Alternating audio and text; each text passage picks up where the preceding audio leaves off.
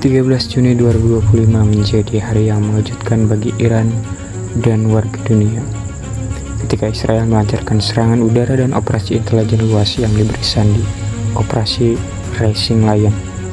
Serangan ini menargetkan puluhan lokasi di Iran, termasuk fasilitas nuklir, kompleks rudal, markas militer, dan lapisan bawah tanah dengan tujuan menghentikan perkembangan program nuklir Iran dan melumpuhkan kapabilitas pertahanan strategisnya. Lalu, apa sebenarnya latar belakang dari terjadinya konflik Iran-Israel?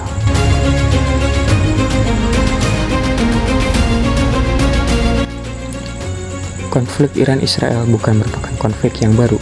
Sejak awal kemerdekaan Israel pada 14 Mei 1948, hubungan antara Iran dan Israel berjalan penuh dengan dinamika yang rumit. Pada awalnya, Iran di bawah kepemimpinan Raja Mohammad Reza Shah Pahlavi secara tidak langsung mengakui keberadaan Israel. Namun, persahabatan mereka tidak bertahan lama. Konflik mulai muncul ketika Iran secara resmi menentang rencana Persekutuan Bangsa-Bangsa atau PBB untuk membagi wilayah Palestina yang pada akhirnya membawa kepada pendirian negara Israel. Melalui resolusi 181, Majelis Umum PBB menyerukan agar Palestina dibagi menjadi negara Arab dan Yahudi pada tahun 1947. Dalam resolusi PBB tersebut, kota Yerusalem ditetapkan sebagai entitas terpisah atau dalam bahasa Latin disebut Corpus Separatum yang diperintah oleh rezim internasional khusus. Sebagai negara muslim, Iran aktif mendukung perjuangan rakyat Palestina dan menentang eksistensi Israel, bahkan mengambil sikap yang kuat dalam melawan orang-orang Yahudi.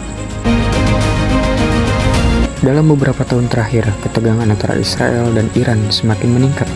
Salah satu pemicunya adalah adanya peningkatan aktivitas pengayaan uranium Iran ketika Amerika Serikat yang merupakan sekutu utama Israel di Timur Tengah keluar dari kesepakatan nuklir dengan Iran pada tahun 2018. Laporan dari Organisasi Pengawas Nuklir Internasional menunjukkan bahwa Iran telah melakukan pengayaan uranium hingga tingkat yang sangat tinggi yang sulit untuk dideteksi karena dilakukan di lokasi-lokasi yang tersembunyi dan sulit diakses. Pada hari Minggu 14 April 2024 menjadi titik penting bagi konflik Iran dan Israel.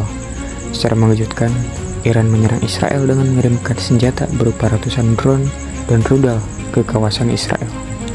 Aksi militer Iran tersebut merupakan tindakan balasan atas pengeboman gedung konsuler Kedutaan Besar Iran di Suriah pada 1 April 2024. Serangan tersebut menewaskan 16 orang, termasuk pemimpin Korps Garda Revolusi Islam atau IRGC Jenderal Iran, yaitu Brigadir Jenderal Muhammad Reza Zahedi dan perwira tinggi lainnya, Brigadir Jenderal Muhammad Hadi Haji Rahimi.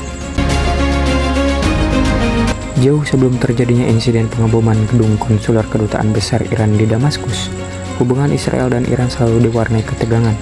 Selain karena ideologi dan kepentingan yang berseberangan, konflik Israel dan Iran salah satunya dipicu oleh kebijakan politik luar negeri Iran yang mendukung perjuangan kemerdekaan Palestina dari praktik Zionisme Israel. Menurut Anita Zahra Khairunisa, dalam jurnalnya yang berjudul Konflik Iran-Israel, analisis faktor-faktor yang mempengaruhi dinamika hubungan dan dampaknya, menyebutkan setidaknya ada 10 faktor yang melatar belakangi konflik Iran dan Israel. Penyebab yang pertama, program nuklir Iran. Israel menganggap program nuklir Iran sebagai ancaman langsung terhadap keberadaannya. Kekhawatiran bahwa Iran dapat mengembangkan senjata nuklir memicu serangkaian tindakan militer dan intelijen. Israel telah melakukan serangan terhadap fasilitas nuklir Iran, termasuk serangan cyber untuk memperlambat kemajuan program nuklir Iran. Penyebab yang kedua, agresi militer dan serangan balasan. Tindakan militer dari Israel yang menyerang infrastruktur Iran ditanggapi oleh Iran dengan serangan balik, menciptakan siklus kekerasan yang berkelanjutan. Penyebab yang ketiga, politik dalam negeri. Kebijakan yang diambil oleh pemerintah masing-masing negara sangat dipengaruhi oleh situasi politik domestik. Para pemimpin sering menggunakan retorika anti-Israel atau anti-Iran untuk meningkatkan dukungan politik.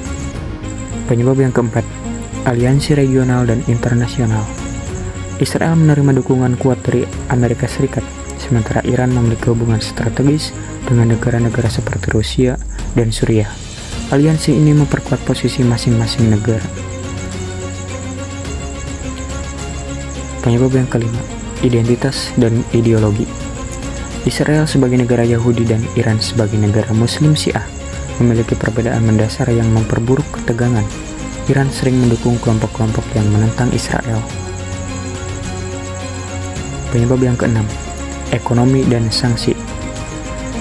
Sanksi internasional terhadap Iran memiliki dampak yang signifikan pada ekonomi, mendorong Iran untuk mengambil tindakan defensif dan reaktif terhadap Israel.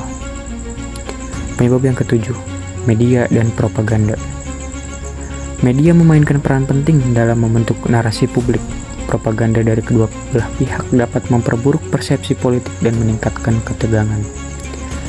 Penyebab yang kedelapan, krisis kemanusiaan. Serangan yang menyebabkan banyak korban, terutama di kalangan warga sipil, menciptakan kemarahan dan keinginan untuk membalas dendam. Hal itu sekaligus memperburuk siklus kekerasan yang berkelanjutan. Penyebab yang kesembilan, diplomasi internasional. Meskipun ada inisiatif diplomatik untuk meredam ketegangan, ketidakpercayaan dan perbedaan tujuan sering menghambat proses diplomasi tersebut. Penyebab yang ke-10, kepentingan strategis. Kedua negara memiliki kepentingan strategis yang saling bertentangan di kawasan ini, seperti pengaruh di Suriah, Lebanon, dan juga Yaman. Iran mendukung kelompok-kelompok yang menentang Israel seperti Hezbollah, Hamas, dan lain sebagainya.